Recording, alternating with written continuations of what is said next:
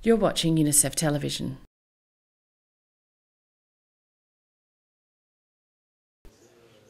Eight-month-old Ellie arrived at Rwanda Clinic in a rural part of Rwanda in East Africa with heavy breathing, a fever and unable to eat. He had pneumonia.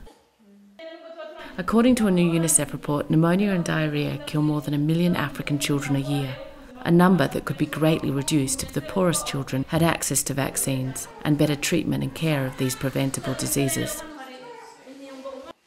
Ellie is lucky. After 24 hours at the clinic on a drip, along with a course of antibiotics, he is on the road to recovery.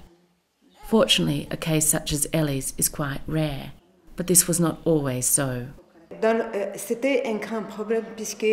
Before 2006, there were a lot of people who died from pneumonia, but since 2009, I have not seen one death due to pneumonia. I mean, before we used to have a lot of cases even in this room. We used to have about 2 people per bed. We used to see a lot of deaths, a lot of illness. But really, since 2009, I haven't seen anything.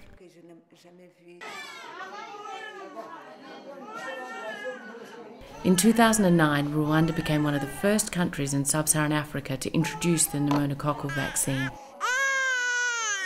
to protect children against diseases like pneumonia, meningitis and sepsis.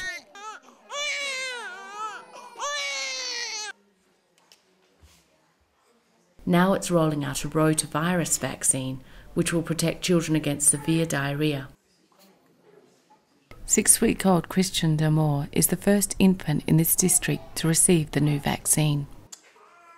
In the past 20 years, Rwanda has built a formidable primary healthcare system that has reduced under-5 mortality by almost half.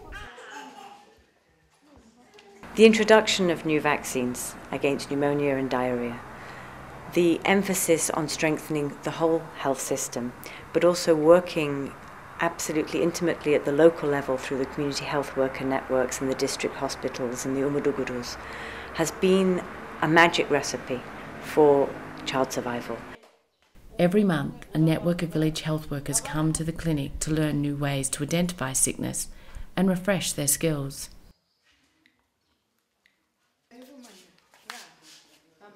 Today, 34-year-old Monique Lambena, a mother of 2 girls, has come to restock her supplies of basic medicines. She was elected 6 years ago by her village to serve as a community health worker. She's available 24 hours to help her neighbours when they're sick. To financially support the time and commitment community health workers make, they form cooperatives, which, supported by government, allow them to earn a little extra. At the beginning, it wasn't easy, as I was in and out of my house, so my husband wasn't happy with me. But now he's happy with my job and considers me a woman of the community. Monique has heard Moise is sick with diarrhoea and has come to check in on him and make sure he's getting better. She carefully mixes a packet of oral rehydration salts and explains to his mother how to prepare it. In addition, she gives him zinc tablets. The combination has proven to help children quickly recover. Rwanda's 60,000 community health workers, well trained and equipped, have helped to make sure that even those in the remotest villages know how to protect their children against largely treatable and preventable diseases. We are happy because the community health worker is close to us and can follow up on a daily basis to check on the health of our children.